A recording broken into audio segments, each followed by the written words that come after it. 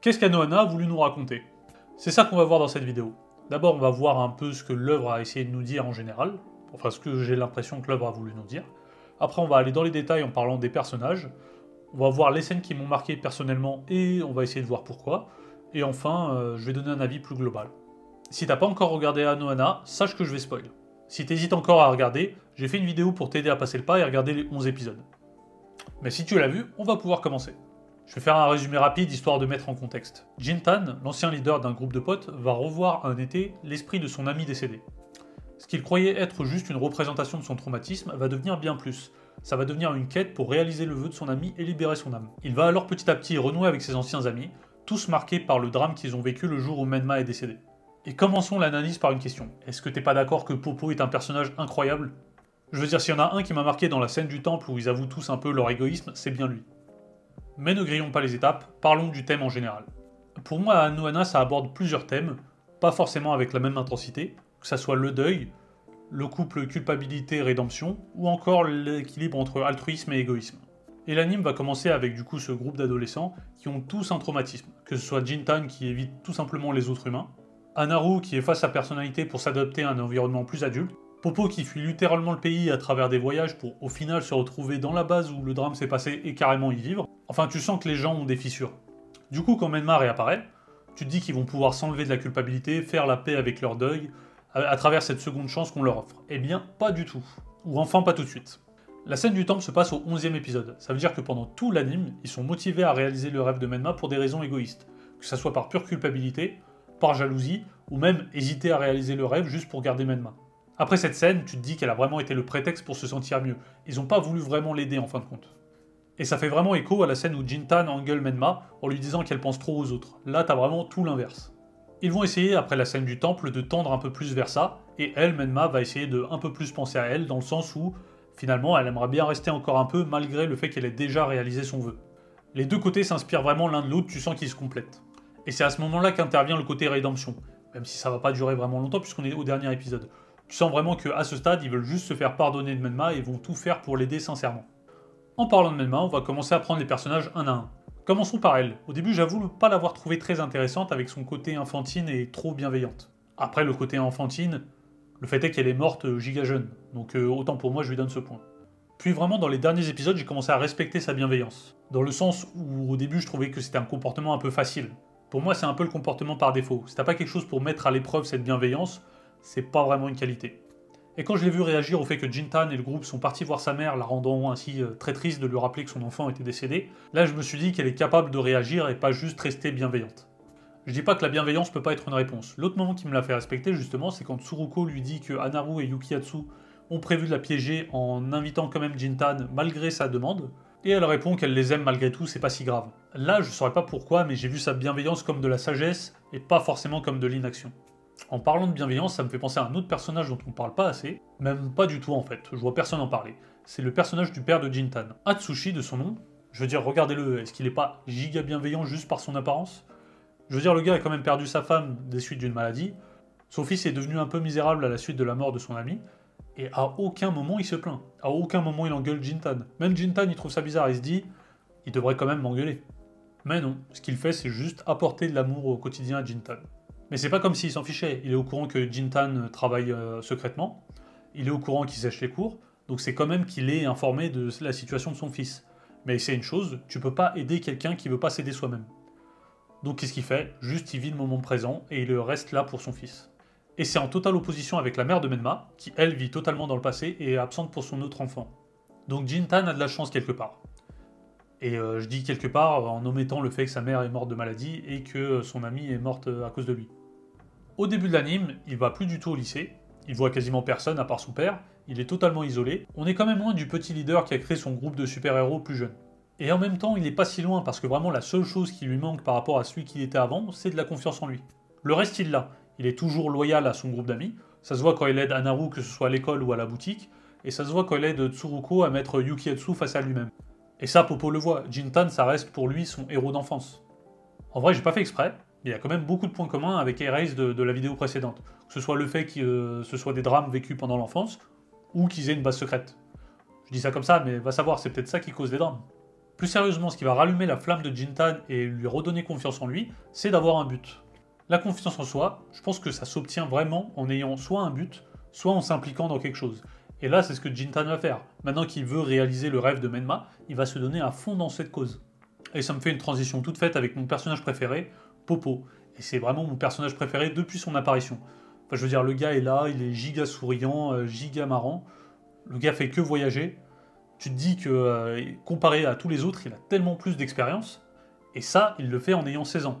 Donc là, vraiment, avec du recul, je me dis, où sont ses parents quand même? Parce que, à part ça, il vit dans une cabane au fond de la forêt où il n'y a même pas d'électricité. Enfin, à part ça, tu te dis que c'est quand même celui qui a le mieux converti ce drame en situation positive. Mais en fait, pas du tout, c'est celui qui est le plus traumatisé. Plus jeune, il sentait déjà qu'il apportait pas grand chose au groupe, et quand tu vois qu'il finit par se retrouver face à face à Menma qui est en train de se noyer et qu'il a juste fui, c'est vraiment l'inaction de trop qui l'a brisé. Et pour renverser la tendance, du coup, il est devenu hyper actif. Mais ça, tu le sais pas. S'il te le dit pas, tu le vois pas parce qu'il laisse rien transparaître. Et ça, vraiment, je pense que c'est un cas que tu peux voir dans la vie de tous les jours. Le genre de personne giga souriante, giga énergétique, est-ce qu'elle cache pas quelque chose? Du coup, quand on lui offre la chance d'aider Menma, il se donne à fond, il est presque contraint par sa conscience. À l'opposé de la vie de vagabond de Popo, tu vas retrouver Yukiatsu, qui lui a vraiment... qui lui est suivi par Tsuruko aussi, et lui vraiment il a décidé d'avoir la vie parfaite. Quand il était plus jeune, c'était l'éternel second, et là il a décidé d'augmenter ses stats au max. Et ça va cacher quelques défauts. Et parmi ces quelques défauts, on a quand même petit complexe d'infériorité face à Jintan, et le poids de la culpabilité de la mort de Menma, du fait que c'est quand même lui qui a organisé la situation qui a fait qu'elle est décédée. Alors quand malgré le fait qu'il surpasse Jintan sur tous les points, quand il se retrouve à savoir que Jintan est le seul à pouvoir voir Menma, là ça le fait totalement vriller.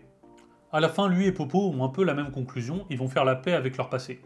Et lui a un peu plus de développement que Popo, parce qu'il va en plus tolérer son complexe d'infériorité. Si Popo et Yukiatsu sont liés par la culpabilité, de l'autre côté on a Anaru et Tsuruko, qui elles, toutes les deux, sont liées par la jalousie. Là où Tsukuro a assez peu de considération en elle-même, je veux dire, juste le fait d'être à côté de Yukiatsu, ça lui suffit. Elle se voit même comme son troisième choix après Menma et Anaru. Et c'est cette dernière qu'elle va jalouser. T'as un beau parallèle entre Yukiatsu qui est socialement supérieur à Jintan, et Tsuruko qui est supérieur socialement à Anaru. Anaru qui, elle, jalouse Menma, est totalement victime de son environnement. Elle n'ose pas laisser sortir la geek qui est en elle, et elle se fait des amis qu'elle aime pas vraiment, et inversement, tout ça pour jouer un personnage. Alors, dans sa quête pour sauver Menma, elle va un peu reconnecter avec l'enfant qu'elle était. Et au final, qu'est-ce que c'est l'enfant si c'est pas ta version de toi, mais sans l'influence de l'environnement et de la société? Et quand elle va un peu plus s'assumer, que ce soit sa jalousie pour Menma, ou ses sentiments pour Jintan, tout va mieux aller. Et d'ailleurs, c'est elle qui prend l'initiative de remettre Menma au centre de l'histoire dans la scène du temple. Et même ses amis du lycée avec qui c'était une relation un peu hypocrite, ils vont finir par vraiment être amis. Cette scène du temple, pour moi, c'est vraiment l'apogée de l'anime. Même si c'est possible que pour certains, ça soit le cache-cache ou la scène du feu d'artifice. Si c'est votre cas, n'hésitez pas à me le dire et me dire pourquoi. Dans mon top 3 des scènes marquantes, je vais mettre la scène du temple, parce que c'est vraiment le moment où tout le monde se parle sincèrement pour la première fois, et tout le monde remarque que tout le monde est aussi égoïste les uns que les autres. Puis la scène qui va en opposition, la scène où Jintan engueule Menma. Il lui fait dire que faudrait qu'elle pense un peu plus à elle-même et qu'elle arrête de pleurer pour les autres. Du coup là, elle va commencer à assumer le fait qu'elle est heureuse que les autres l'ont pas oublié, et tu sens vraiment que Menma, c'est la pièce manquante du puzzle du groupe. Et vraiment le point commun entre ces deux scènes bien terre à terre, bien sérieuses, c'est qu'elles finissent par des moments de rigolade. Je veux dire, soit t'as Jintan qui finit par saigner du nez, soit t'as Anaru qui fait tomber son maquillage en pleurant, tu vois. Donc c'est vraiment ça, t'as vraiment un équilibre entre les scènes sérieuses, et en fait c'est brisé par des moments de rigolade. Et au final, la dernière scène qui m'a marqué, c'est une des scènes qui arrive le plus tôt dans l'anime, mais qui m'a marqué que après. C'est la scène où Popo va manger chez Jintan. À première vue, il arrive plein de bonnes intentions, il fait un vrai monologue pour dire qu'il a vraiment envie d'aider Menma, sauf que Menma sait même pas comment s'aider soi-même, elle est en pleurs totale. La première fois, je me suis dit, j'ai un peu de la peine pour Popo, il est plein de bonne volonté, il se fait calmer direct. Et après la scène du temple, quand il avoue que c'était plein de volonté personnelle, là j'ai eu de la peine pour Menma en me disant, en fait personne veut vraiment l'aider. Et là, dans cette scène, respect à Jintan, parce qu'il voit les deux côtés de la situation, il n'engueule pas Popo parce qu'il sait qu'au fond de lui c'est quand même bienveillant, mais il l'encourage pas parce qu'il fait pas forcément que du bien. Et vraiment, cette scène, j'y ai pensé que quand Popo se confie dans le temple. Tu te dis que parfois, avant de penser faire le bien, faut se demander si tu le fais vraiment de façon altruiste. Et là, j'ai une comparaison avec les cadeaux. Souvent, quand tu dois faire un cadeau, que ce soit pour un anniversaire ou quoi que ce soit, tu te dis que ça peut pas être égoïste. Enfin, t'offres littéralement quelque chose à quelqu'un.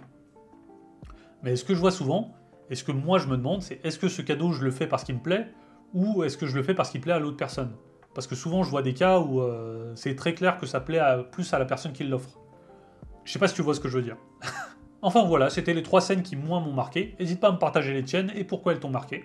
En conclusion, je pense que Anohana c'est vraiment un anime à voir, surtout si t'aimes le genre, parce que 1, c'est court, et franchement je te dis ça alors que toutes mes œuvres préférées sont des œuvres des années 90 qui sont pas prêtes de voir la fin.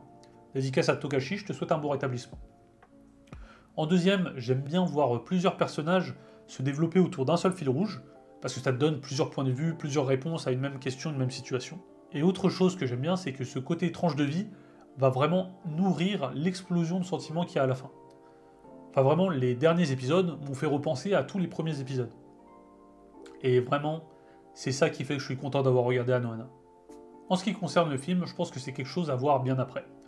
À part si tu veux vraiment pousser jusqu'au bout le développement de Hanaru, et un peu plus la relation Jintan-Menma quand ils sont plus jeunes, le film est un gros récap des 11 épisodes.